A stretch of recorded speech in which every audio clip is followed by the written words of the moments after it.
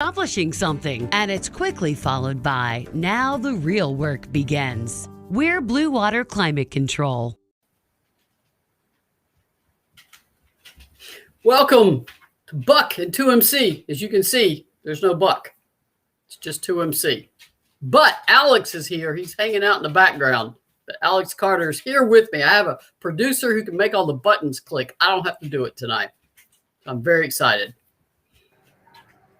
There he is. Alex is a very tired person because he works in the restaurant business now, and he's hiding, I think, in the stock room just so he can have a few minutes with us. So, yeah, I'm hiding out. It's kind of busy right now, but I needed a break, and I wanted to help Maria out here and join her and talk about the Lady Vols and whatnot. You are at Tap 40 Grill, of course, owned by Billy Ratliff. And Bobby is, of course, hanging out and doing all kinds of things and there all the time. And Alexis is not around right now. She's busy tonight, but we hope to get her back next week. I have not been yet, but I'm hearing excellent reviews of the food, the atmosphere, your location right off Interstate 75 right there in Powell. So it's going well, which is great for the restaurant. But I know, Alex, you are probably exhausted. You look exhausted. I'm used to looking tired because I'm getting old, but I'm not used to seeing you look this tired. Oh, yeah. I mean, I'm wore out. I haven't had a lot of days off. And but we've been busy. We've had a lot of good customers. And if you hadn't come down yet, you should come down this week. And this week only, we are selling gator sausage. So we have a gator sausage dog and like a gator sausage charcuterie or something like that. Pretty good stuff. Before we jump to Lady Vols, that of course is a big game, 7 o'clock Saturday evening. Going to be. I'm glad. I'm tired of these noon tips. I just can't deal with the noon tip off or kickoff and football. No, they need to be late afternoon or evening tips. What do you think, Alex? Tennessee go down. Do you think they can go down there and pull the upset?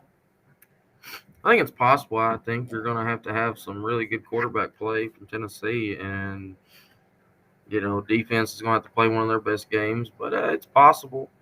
I mean, this isn't the Steve Spurrier Florida team, so anything's possible. But we'll see.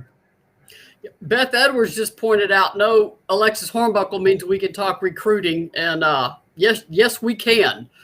I have been saying Kyla's name wrong. We talked about the 6'5" post from Mason, Ohio. Apparently, it's pronounced Kyla Odeker. I think I got that right. I was saying Oldacre. I was saying like it's spelled. I'm a literal person, but I think it's Kyla Odeker. She, of course, will be here, not this weekend, of course, because they time these to football games as often as they can. She will be here a week from this weekend for, help me out, Alex. Which game is after Florida? At Missouri, then home for South Carolina. Okay. So she will be that's right. I'm a week ahead of myself. So she will be here in 2 weeks because the football team is on the road, and she will be visiting that weekend. That's a big visit for Tennessee. No pun intended, because she's 6'5". Hers is an interesting recruitment because she's so quiet. You usually hear chatter and different takes and, all the noise, but you don't hear much around her, not because she's not an outstanding recruit, but because she's just a low-key player. She doesn't put out much on social media. Nope, she doesn't talk much about things. Obviously, Talasia Cooper already visited. That was shortly before Labor Day. She still has visits to go to Georgia and South Carolina. She is from South Carolina, little town near Florence. And then Amaya Jenkins was here. It was not that last weekend. It was the weekend before. I don't see an active recruitment going on there right now, so I don't see her coming to Tennessee. The final three that I'm really tracking are Talasia Cooper and Kyla Odeker And of course, Justine Passat, I'm not really tracking her. She committed a year ago, and she's coming in the game after the Missouri game. She will be here for her official visit that weekend, but she's not taking any other visits. She's going to sign in November. So the key question everybody's asking me, and I don't know yet, is how many does Tennessee take in this class? I said from the beginning 2 to 3, maybe 4. So obviously with Amaya Jenkins, who I think that recruitment has stalled out. I think both sides have moved on in that case. Of course, I always say recruiting can change. I've given you a snapshot of what it looks like today. And so I think obviously with just Justine, do you get 1 or 2 more in this high school class that can sign early? Hopefully 2. I mean, hopefully 3, maybe 2. But I mean, ideally you pick up both Cooper and Oldacre. But the transfer portal has changed everything. It used to be your November signing class. That was your high school class. Maybe you pick up a late commit, a player who wasn't committing early, but most of the top players are done in November. They sign. Or maybe you look at a JUCO in the spring. But the transfer portal means your incoming class with your freshmen that you signed in November could have a sophomore in it, a junior in it, a senior in it, a graduate transfer in it with a one-time waiver and no sit out. Every single coach that keeps an eye on that portal to supplement their recruiting. And it goes both ways. You can lose players out of the portal. You can lose your own players and then need to add players. So it used to be once you hit November in basketball, you wrote those stories, you're pretty much done with recruiting. Maybe in some years you pick up somebody else in the spring. But right now, the 2 most active periods are, of course, November and then the signing period coming up in mid-April to mid-May. Now, a graduate transfer also does not have to sign. It's not like a high school player signing an LOI. A graduate transfer just has to enroll. So they can – well, I mean, we saw that with Jordan Walker. She decided to transfer in July of 2020 and was in Knoxville in August. So there's no way to call what the signing class will be right now because the transfer portal just means it's going to change. So that is where we're at with recruiting. And I did want to clear up how to say Kyla Oldaker's name. And if I'm messing that one up, I'll fix it again. But I'm pretty sure I got it right this time in terms of her. 2023, of course, is the incredible class. I'm not saying 2022s are not, but 2023 is absolutely loaded. And, of course, Ashlyn Shade, the Noblesville, Indiana guard, is one of the top recruits in the country. I don't put much in ranking numbers. I think y'all know that from talking to me, but she's legitimately top 5, maybe even top 3 in that class. So Samantha Williams, as we follow her on Twitter, you could see that she was in a gym. I mean, they can't say who they're looking at. Don't even really say where they are. It was a carefully cropped Twitter photo that she said, I like to watch practice. You learn a lot about recruits in practice. And as it turned out, she was in Indiana. So that was her first road trip in September to evaluate the 23s. And it says a lot that was the first player she wanted to take a look at. So the 2023, Olivia McGee out of Virginia. I mean, that class is just Corey Allen, a Vol legacy player, obviously, because of her father. The 2023 class is just stacked. And Tennessee also, we'll look at numbers. Tennessee has 14 players right now, obviously 2 seniors, Kean Green, who will use that extra year, and then Ray Burrell. So that now you're down to 12. And you sign 2 or 3 in 2022. So really, right now you have openings for 3, but then again, you never know, are you going to lose somebody on your own team? You're constantly playing a jigsaw puzzle of numbers. And then you have to think, okay, if I get this many players in 22 and I have this class, and Jordan Walker, I'm sorry. So 14 minus 3. So you have 11 coming back if everybody stays for Tennessee. And then so you could add a max of 4 to get to 15. But then you have to look, okay, how many seniors in a year? Not this season, but after the following season. Then you have to look at, okay, how many can I take from 2023? So that is enough math for one day for me. So that's where we are with recruiting. Doris said, where's your friend Alexis? She can't make it tonight. They're also busy at the restaurant. Alex is here, thank goodness, to promote and produce and do all that kind of stuff. So I can just yammer and I don't have to click buttons. Yep. So I appreciate that. Marie, I got a question about this recruiting thing. Because honestly, I know more about like football recruiting. Do they do like gray shirting in basketball?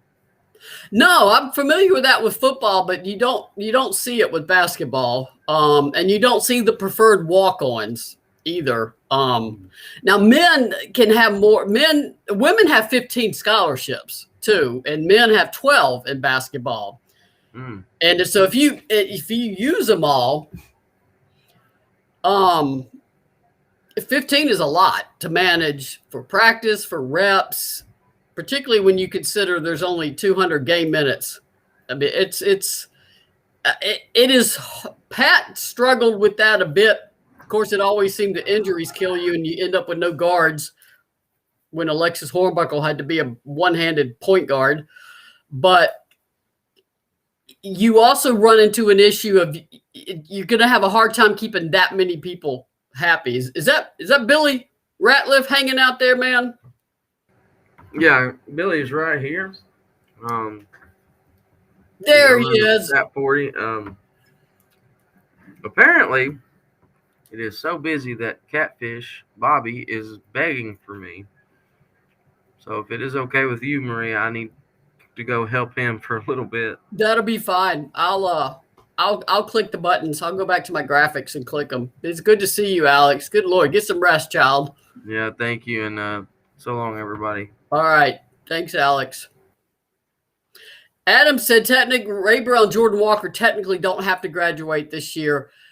Yes, technically they should have an extra year.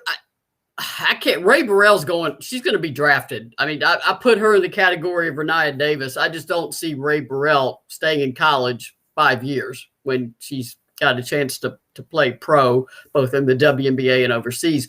Jordan Walker, she's got to look at pro prospects, particularly overseas. I know the WNBA is such a hard roster to make, but kids who don't make the WNBA roster still get nice overseas contracts. So it all depends on if a player wants to be in school that long. And for Jordan, who had the redshirt injury year, you're talking about 6 years. Now, Kean Green, she's getting her PhD. She's just going to use it and get a ton of education. So plus she got hurt. She comes here to play. She makes 4 games, and that's the end of her Lady Vol career. But she gets that extra year, so she's going to take it. So right now I'm including Ray and Jordan Walker in the seniors because I just think it's more likely than not that they go to the next level that they can in their professional careers. So Ray, like I said, just like Renaya. And so Cassie, she's playing in Brazil already. She signed a contract over the summer. She's already playing professional basketball. I can see how any player would realize, okay, I've been in college. I've got my degree. I've graduated. Kean Green being an unusual exception because she's trying to get 3 degrees before she finishes up her college eligibility. So from running the likely scenarios in my head, I would think that both of those would go. Now, that's just me spitballing. There's that word again I used during the season. Right now, we'll see where everything looks what everything looks like next spring. Obviously, did not foresee Kean Green tearing an ACL in December. So it's something you really never really know until you get through the season. Beth said, I've seen a couple of teams this year with 15 plus on roster. I think rosters, Beth, were they allowed to expand because of COVID last year? Were they allowed to go over? They are allowed to go over. If they carried over seniors, you're right. I'm glad you brought that up. If you carried over seniors, you were allowed to go over that 15 limit. The seniors wouldn't count. However, most schools would have to fund those additional scholarships. And so that would be cost prohibitive for a lot of teams.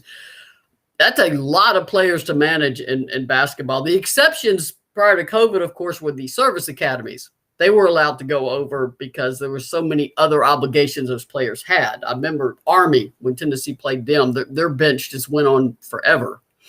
And they were allowed to go over the limit because of the special circumstances of players playing on the service academies. So I don't know how you manage that in practice, but I couldn't do it. I mean, just to get reps in, to get enough time in. But at the same time, I'm glad the players had that option because nothing about last year was even normal. Somebody said my head is spinning. Yeah, mine too.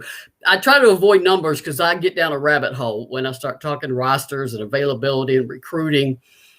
And so, yeah, my head was hurting too. I had to get off that topic. Renee brought up, I got my breast cancer awareness NIL shirt. Let me go right to that and find it. I uploaded it here just a minute ago. There we go. That is the shirt. It says peace, love, cure, one team, one dream in cancer. That is, of course, Jordan Horston, Tamari Key, Ashley Rogers, and Kiki Malloy on the shirt. Terry made me aware last week when she was putting it together that she is going to give $5 of every shirt sold. She's going to make a donation to Making Strides Against Breast Cancer. I didn't know she was going to do that again. That really touched my heart. I am on that volunteer committee, have been for about, I think, 6 years now. And obviously I am a breast cancer survivor, as most people know. So that means a lot to me. It means a lot to me to see these players showing support. It really does a heart good. I promise you, other survivors, people who are remembering people they lost, or people still fighting this horrible battle right now with cancer, appreciate this too. So if you want this shirt, you need to pre-order. Terry's got to get the pre-order set by September 30th. It will be available, of course, very quickly after that for the various October walks and breast cancer awareness events that we have. Ours will be, Making Strides will be Lakeshore Park. I believe it's October 17th. It's a Sunday. The registration starts at 1 p.m. The walk starts at 3. It'd be a nice walk through Lakeshore Park, so you don't have to worry about traffic and crossing streets and that type of thing. You'll be there within the park. I will be out there all afternoon, of course, if anybody wants to come by, or you can sign up for a team or just buy a shirt and support. I would appreciate it. And thank you very much to everyone who does so. It is a pretty shirt. Donna ordered hers. Renee, we mentioned her. You are not just a survivor, you're a warrior, Maria. Thank you, Renee. I appreciate that. Credence says we love you. Y'all are great people. Beth loves the shirt. Back to numbers. We're doing math again. Beth Edwards says Texas only has 13. 13's a pretty manageable number. I've advocated before that women's basketball should go to 12 and take those other 3 scholarships and parcel them out to like the sports like softball that does so many partial scholarships where you get books and room or maybe some of tuition. I think basketball would do okay with 12, and then you could also have walk-ons. They tend to. Tennessee used to do that. They used to have a couple walk-ons, but right now it's just hard to manage to get the recruits in that you want, and then handle walk-ons too. So I didn't realize South Carolina had 16. I haven't really started looking at rosters yet. I need to think about it, because I'll have to vote in the SEC preseason media poll about how the teams will finish. So I'll have to start researching all this. We usually do that around mid-October. Y'all probably saw SEC Media Days. That's where you have that 1 or 2 day event where a bunch of media typically has been in Alabama, interview all the coach representatives and a player representative from each SEC school. That is virtual again. It will be spread out over 10 days, and there will be uploaded materials for media in the media portal and social media promotion. So clearly we're not back to normal yet. The SEC is not holding an in-person SEC Media Day. When we go back to in-person things like we used to have, we'll know we're out of this, but we're not there yet. Credence wants to know, what are your season predictions? Which games are you most excited for? Credence, I haven't gone down that path yet. I lose track of time as it is. What is it, September 22nd? I do know that because I have to keep up with this date. I haven't really taken a look yet. I mean, some of the strong teams got stronger, Stanford being one of them, and they come here. I'm really looking forward to that game because I think it will be a heck of a December measuring stick for Tennessee. Would that be an upset if Tennessee won? Absolutely. Stanford's your defending national champion and is loaded again. So that would be a huge upset if Tennessee can win, even though Tennessee is on their home floor. I really hope by December, Patches does too, apparently, we're at a more normal situation. I mean, I just want to see Thompson Bowling Arena packed again and people comfortable being there. I mean, even though there may not be restricted attendance, I think you're going to have some people, particularly the older fan base, that's going to be uncertain about going out and about, depending on what our circumstances are at that time. But I just want to see everything back to what it was. I think all of y'all, I want the band. I want the atmosphere. I want all of the cool stuff that comes with the game. Credence says, like you said before, I believe will be better than expected and soon. I think Tennessee's ahead of schedule. I know Kelly likes his team. She likes it a whole lot. That doesn't necessarily mean they're going to storm through the SEC. The issue is the SEC just keeps getting stronger. It's not like the SEC takes a step back. It just keeps getting stronger. And it's a challenging league. And it's a lot different, honestly, than the way it used to be. I mean, I can remember not that long ago when Tennessee had a couple teams that could challenge them in the SEC, and it would vary. I mean, some years it was Georgia, LSU, the Sylvia Fowles years, Simone Augustus. And now Auburn, especially when DeWanna Bonner was there. Ole Miss back in the day had some outstanding teams. And now all those teams I just listed that can easily beat up on each other every game. So it's just not a league. It's a league that challenges you in ways that other leagues simply do not. And Oklahoma and Texas, welcome to the SEC when you get here. It's brutal. I promise you that.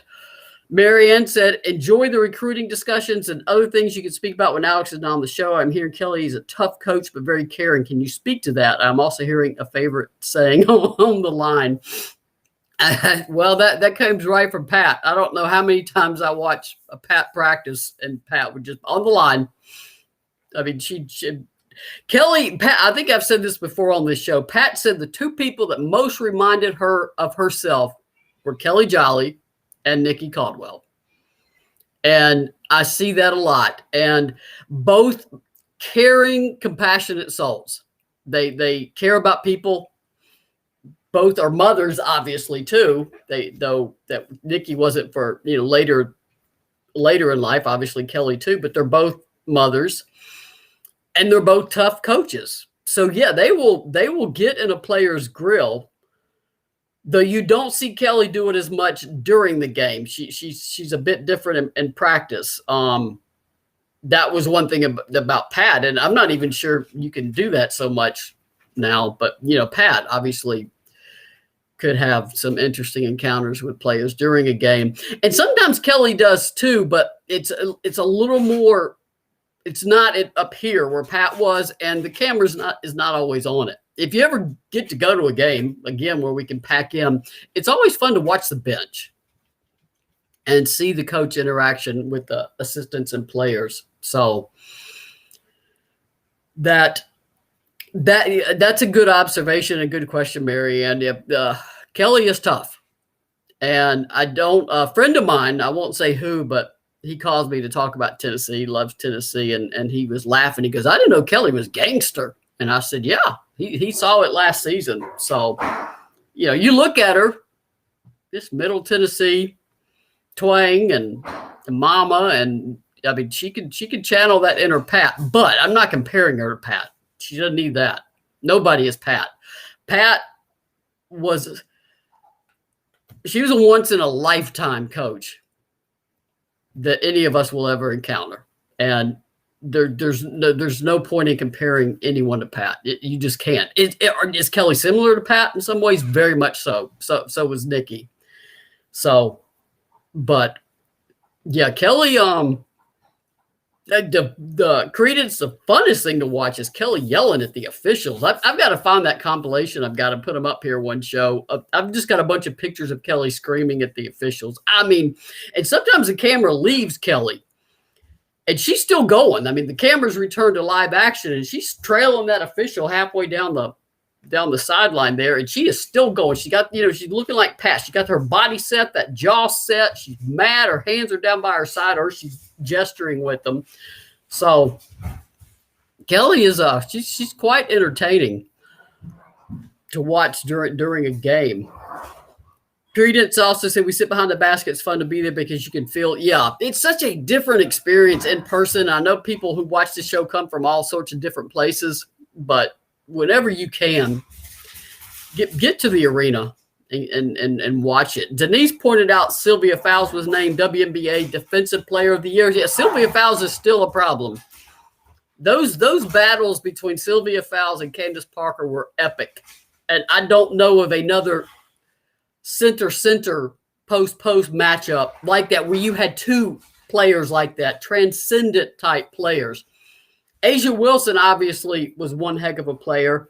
Tierra McCowan was one heck of a player, but neither one had that player like a Sylvia Fowles that they had to go up against every SEC season. I mean, Tierra McCowan and Asia would come close, though they had some overlap, but Sylvia and Candace were in the same class. So they had epic battle after epic battle. And the three, Candace obviously missed her freshman year because of her knee surgery, but they had regular season battles the next 3 years, SEC matchups. They were just absolutely epic battles between the two of them. I guess I better do that thing I'm supposed to do where I talk about sponsors. I better do that. Let me go find them all. Let's see. We have Alexis Hornbuckle Basketball, the Collective Unfiltered. I missed Monday's show. I'll have to go back and watch it later. I don't know what I was doing Monday, probably working. The Gold Standard with Jamel Johnson of Tennessee Lady Vol Soccer. Orange Mountain Designs, of course. You saw the pink shirt. Please get it ordered by September 30th at orangemountaindesigns.com. And Just Pass It Tutoring. And, of course, Tap 40 Grill, which is why Alex had to bail on us. But poor Alex, I know he's tired. So go in and tip well. Like, these poor people working in the restaurant business right now. There it is. There's my Tap 40 Grill. Go in there and tip well and be nice and be patient as these poor people in the restaurant and bar industry try to recover from all this with staffing and people's patience sometimes frayed and nerves frayed, but just let's all be good to each other. Renee said, I do hope to come to see some games this year, but if this COVID stuff is still going, we'll have to stay home and watch TV. I certainly understand it. The risks, everybody has to weigh individual risk. I mean, my own are things I have to weigh. Denise said, Tennessee plucked a top soccer player out of Noblesville. She was Miss Soccer in the state of Indiana. That's a good point. Yeah, maybe they can all chat. One person, I don't know if how many of you are on Twitter, but Justine Passat, who's not even here yet, is becoming Tennessee's best recruiter on Twitter. She is constantly talking to these 2023s and 2022 saying, come play for the best coach in the country. Come to Tennessee. So shout out to her. That is incredible. that she's already that orange, and she's still got a year of high school to go in New Jersey. So that's shout out to Passat. I'm reading these at the same time. Michelle said, my favorite memory was at a game we went to during their last championship year. The arena was loud, but somebody did something that Pat did not like, and you heard a hey from Pat, and the whole arena got quiet. It was amazing and funny. Yeah, I mean, her voice, man, she commands a room, or in this case, an entire arena. She was a phenomenon. Did all of us cross paths with her in some way is an amazing part of our life. And my goodness, do we all miss her. I know that. These remarks are scrolling fast. So I believe, I can't remember exactly who it was. I think it was Karen Vogel that pointed out the WNBA ranking of top players when they did it by stats. ESPN Hoops, women's hoops did it by stats, and number 1 was Tamika Catchings. Number 2 was Candice Parker, which I think they were second and 9 on the other ranking list. They did it by stats. Numbers don't lie. Of course, Mark Twain said, torture numbers will confess to anything, but in this case, the numbers don't lie. I mean, they're two phenomenal players. Pat knew it. Anybody who watched them knew it. The first time I saw Candice Parker practice in Knoxville, I had to pick my jaw up. And that was her just testing that knee, seeing if she could go. And I remember just watching her move in the paint. I'm like, wow.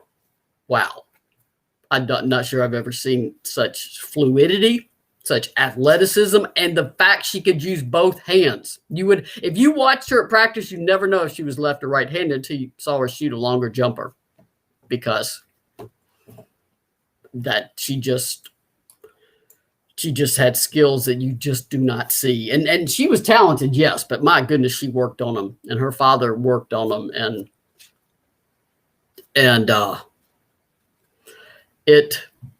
it was something to watch her play. And she's still going, and still an incredible athlete.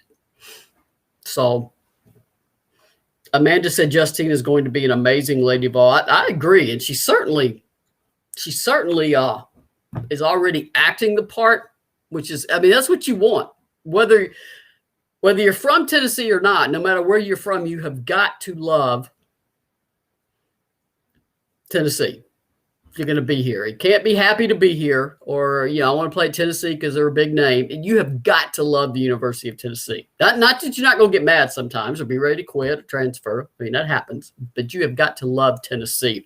Renee said, I felt bad on the GOAT vote, splitting my vote between CP and Catch. Wish I could have voted for both every day. Yeah, I just kept retweeting things until I did, because I agree. How am I supposed to pick between the two of them? So I just kept retweeting one or the other, just moving them along, just retweeting other people. But no, I wholeheartedly agree. William said, Maria, do you think some of these schedules are weak for other top teams? William, I haven't paid as real close attention to all of the other schools' schedules yet. I do know that in some cases, we talked about Duke. Is Duke's non-conference schedule weak? Absolutely. But I also know this is really Kara got there in July of 2020. She would have had nothing really to do with that schedule. And then they didn't play because of COVID after 4 games. And then I don't know how much input she would have had on this one because of previous contracts. I think to evaluate Duke's schedule, you kind of do the same thing that we've done with Tennessee. Where is Kelly making changes when she can? And Kelly is, of course, starting to make changes when and where she can. Sometimes it's hard to get time. And sometimes it's hard to get home and homes with top teams. Sometimes you have to have just a come to Tennessee game because you don't have the capacity to do a home and home. So those are not going to be your top tier teams because they're going to want home and home. But you have to try to balance challenges for your team, but you don't want knockout punches every single non-conference game because every single SEC game is a knockout game. So it's it's a tricky balance. And it's not, I will reemphasize this again, it is not like when Pat was coaching in the SEC. The SEC was not this deep. This is exactly what Pat wanted, and she's got it. She's probably smiling and laughing at all these coaches dealing with it. But the SEC is just a brawl every game. Karen said, I heard Buck say she saw Heather Mason in town. You should have her on the show. Karen, she periodically just pops in. She has maintained a home in Knoxville, even though she is now at Ohio State. So I don't think she's in town that often. But I would love to have her, though. I don't know what her obligations are at Ohio State. She's probably as busy as she could be right there. But it is always good to know that Heather Mason is still around. Apparently, a neighbor told her she had seen Alexis at Tap 40 Grill, and she went by to say hello. So it was a surprise to Alexis. But she is not here that often. She just periodically scoots down from Ohio to East Tennessee. I love how people don't leave here. There's something about East Tennessee that gets in your blood, and you don't leave once you get here. Trying to make sure I didn't miss anything. Donna said, I love our schedule. I do too. The Georgia College game, of course, we talked about the fact your exhibition game cannot be a D1 opponent unless you agree that it be done with no fans, no media, no anything. It is a controlled scrimmage that you hold typically at a neutral site. And so you're not going to have a top opponent. You can't have any D1 opponent as your exhibition game unless you make it a closed scrimmage to only team personnel and the officials. So Georgia College, I think everybody saw it on the schedule, is coached by Kelly's brother, and that is why they are on there. So that will be interesting to watch. So sibling rivalry there. Credence said, "Are you originally from here, Maria?" No, Credence, I am originally from North Carolina. I moved here in 1988. I thought I would be here 6 months, and I haven't left yet. That's what East Tennessee does to you. You just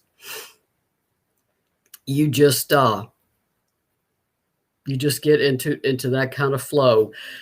Karen said, does Kelly have the same banner with Mickey as Pat did? It's hard to tell because with COVID, they were not on the same side of the floor. And I don't really recall from the first season if they did or not. I mean, because of having to spread out on the media row, the radio announcers were on the other side. They sound like they have a great rapport in the post-game show. When you listen to those, there's laughter and fun, and Nikki sounds real comfortable, and so does Kelly. Of course, I mean, they would be very familiar with each other. Denise said, need to get our recruiters up to Brownsburg, Indiana. They have a 6'5" freshman, same conference as Nobleville. They had Stephanie Mavunga, who started out at UNC, then Ohio State, and played for the Fever. They're already, Denise, I can't give you a name or say for certain, but they are already looking at 23s, 24s, and 25s. Heck, there's even been a 27 come in on an unofficial visit when she was playing here in an AAU event. That is one thing that Samantha and Joy did immediately when they got here last spring, was start to build relationships with 23s, 24s, and 25s. You got to get in early. That's why Tennessee with 2022s they're trying to recruit them with 2 new assistant coaches. So in 2022, job 1, hold on to Justine Passat. That was done. Kelly took care of that. Job 2 is to get players that can help you. And they're recruiting those, and they're looking. Now they just need the players that they are targeting to say yes to Tennessee, at least 1 or 2 of them. Then you go to the transfer portal, obviously, to flush out what you did not get with the high school class. But Kelly is not a coach that wants to depend on that portal for her roster. She wants to build stability, long-term players who start and complete their eligibility in Knoxville. Is that going to change? Yes. I mean, Pat had transfers. The transfers are part of the game. They've always been part of the game. And the 1-year waiver will accelerate that even more. So you're going to have situations with every team where a player leaves or a player comes in. But Kelly wants the core of that team, the bulk of her team, to be long-term, stable players who have grown up within the system. So, like I said, she's got a plan. fans have got to be patient. Fans and patience don't go in the same sentence, but she has a plan and she knows what she wants to do and where she's going with it. So I do want to point out soccer will be playing, Thursday. That's tomorrow, September 23rd, 7 o'clock in Knoxville, 7 p.m. It's on SEC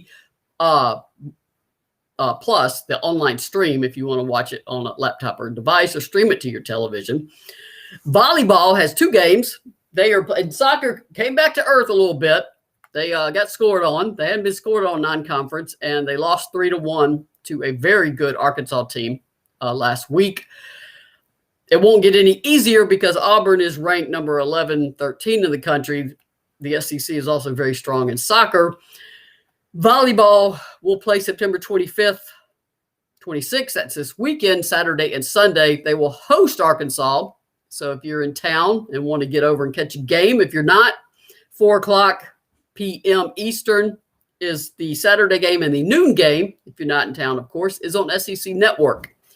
Volleyball is a fun, high-energy sport to watch. So tune in at noon on Sunday. It's Eastern time on the SEC Network if you want to catch volleyball. I should have written her name down. I was looking. I do a notebook every week for Go Vols 247 that talks about all the Lady Vol sports. And I noticed that volleyball, they're doing these get to know me. I'm going to look down at my phone here and find it. They're doing these get to know me's with some of the new players, which is always good because they have a new grad. They have some transfer players coming in too.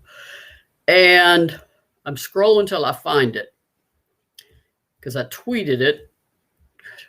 God, Lord, I tweet a lot. My goodness, where did I got to scroll all the way down. Here we go. It's Nicole Shanahan. She is a graduate transfer to Tennessee Volleyball, a Wisconsin native, and she did a Get to Know You series.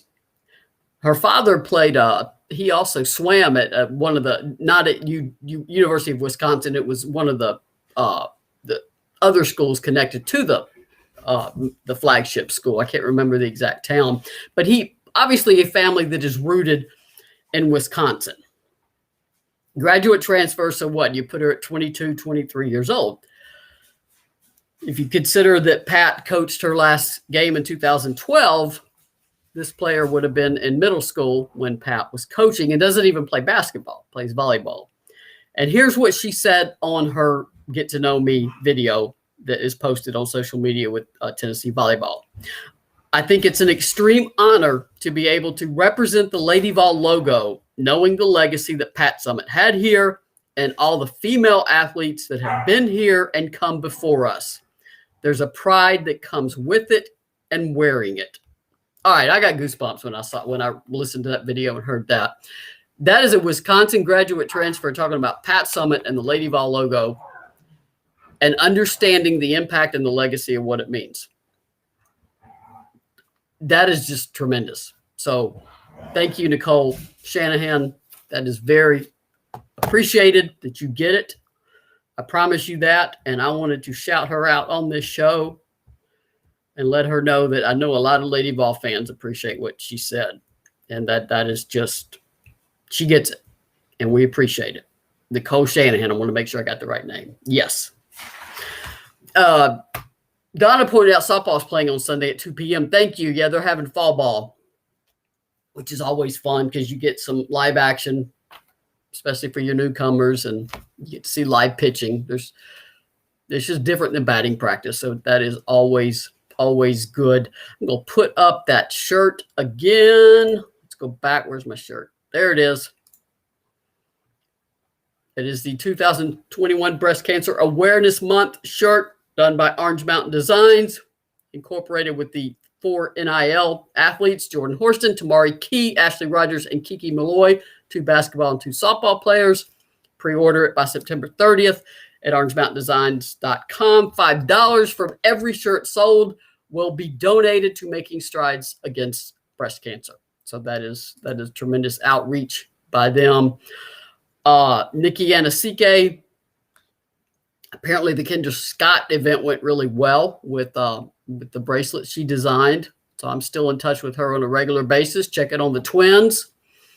They're my favorite little children now. I just always got, that's a semi-recent photo. They are just adorable. I also want everything to get back to normal so I can hold those babies. Just can't do that right now. Credence said, who's a player that will break out this year in your opinion? Credence, are we talking Tennessee or across the country? Or I mean, for Tennessee, I'll always love it when sophomores become juniors. I mean, right now Tennessee needs the upperclassmen to break out. I mean, we saw what Ray Burrell did from sophomore to junior year. Ray Burrell broke out last year. Now you need some of your juniors to take that step. You need Tamari Key to take that step. Jordan Horston to take that step. You need players that haven't played a lot to take those steps. You got two other juniors that also have stayed intact in this class, Emily Saunders and Jessie Rennie. You need Kelly has proven that she will play multiple players. She will go deep in her bench. So you need juniors and seniors to step up. That's, I think, one reason she likes this team quite a bit. She's got experience now, and she loves the attitude of the four freshmen and graduate transfer Alexis Dye. She loves their motor and their approach to the game. Now, it's September. There hasn't been a full practice yet. That won't happen until October 3rd. That's when you really start separating how hard this is. So I love the enthusiasm in September. If you were negative or down on a team in September, that would be terrible. But reality also comes crashing in when you see how difficult it is. Darby's another one. Darby got behind last year with that lower leg injury, and then you're not practicing, and then you have COVID disruptions with the team. And I mean, it really, I mean, what are you going to do? A global pandemic hits. You can't control it, but, and every team dealt with it, but it really did put issues with how a player's freshman year. I mean, nothing about this is normal. It's already hard enough to make that transition from high school to college, and then you do it in the middle of a pandemic.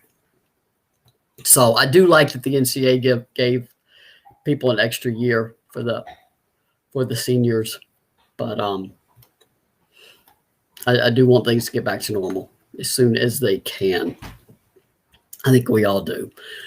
But that is, what is it, 7:48? That is all I have. I better do the sponsors again in case anybody else is watching with Volunteer Roadshow. Alexis Hornbuckle basketball. Hopefully she'll be back with us next week. Just Pass It Tutoring, Collective Unfiltered, Gold Standard, Fitness and Training, and Orange Mountain Designs, of course. And we've already shown the pink shirt that everybody can get by September 30th.